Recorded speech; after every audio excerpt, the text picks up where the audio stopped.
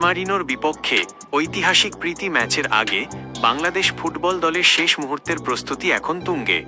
সান মারিনোর স্টাডিও Olimpico D সেরাফাল্লেতে অনুষ্ঠিত হতে যাওয়া এই ম্যাচটিকে ঘিরে দলজুড়ে ব্যাপক উৎসাহ উদ্দীপনা দেখা যাচ্ছে।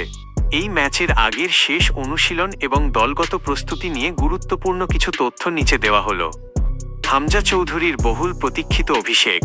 লেস্টার সিটির ইংলিশ প্রিমিয়ার লিগ তারকা হামজা চৌধুরী অবশেষে সান মারিনোতে বাংলাদেশ জাতীয় দলের ক্যাম্পে যোগ দিয়েছেন। জামাল ভুঁইয়া ও অন্যান্য সিনিয়র খেলোয়াড়দের সাথে তিনি পুরোদমে অনুশীলন শুরু করেছেন। ম্যাচটি নিয়ে নিজের উচ্ছ্বাস প্রকাশ করে হামজা জানিয়েছেন, আমি সত্যিই খুব রোমাঞ্চিত।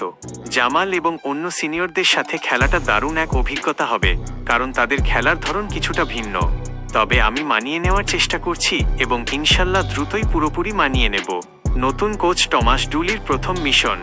বাংলাদেশ জাতীয় দলের নতুন হেড কোচ টমাস ডুলির অধীনে এটিই হতে যাচ্ছে বাংলাদেশ দলের প্রথম ম্যাচ। কোচের অধীনে খেলোয়াড়রা শেষ অনুশীলনে নিজেদের কৌশলগত ও শারীরিক দিকগুলো ঝালিয়ে নিয়েছেন। নতুন কোচের গেম প্ল্যান অনুযায়ী বল পজিশন ধরে রেখে খেলার দিকেই বেশি মনোযোগ দেওয়া হচ্ছে। সান মারিনো চ্যালেঞ্জ।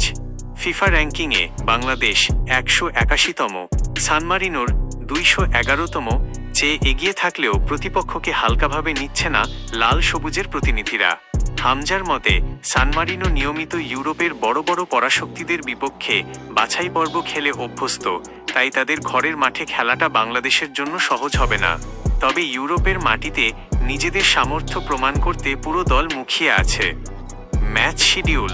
ম্যাচ সান মারিনো বনাম বাংলাদেশ আন্তর্জাতিক প্রীতি ম্যাচ। তারিখ শুক্রবার 5ই জুন 2026। ভেন্যু স্টাডিও অলিম্পিকো ডি সেরাফাল্লে, সান মারিনো। এই ম্যাচটি একই সাথে চলতি বছরের শেষের দিকে অনুষ্ঠিত হতে যাওয়া সাফ SAFF চ্যাম্পিয়নশিপের জন্য বাংলাদেশ দলের একটি দারুণ প্রস্তুতিমূলক মঞ্চ হিসাবে কাজ করবে।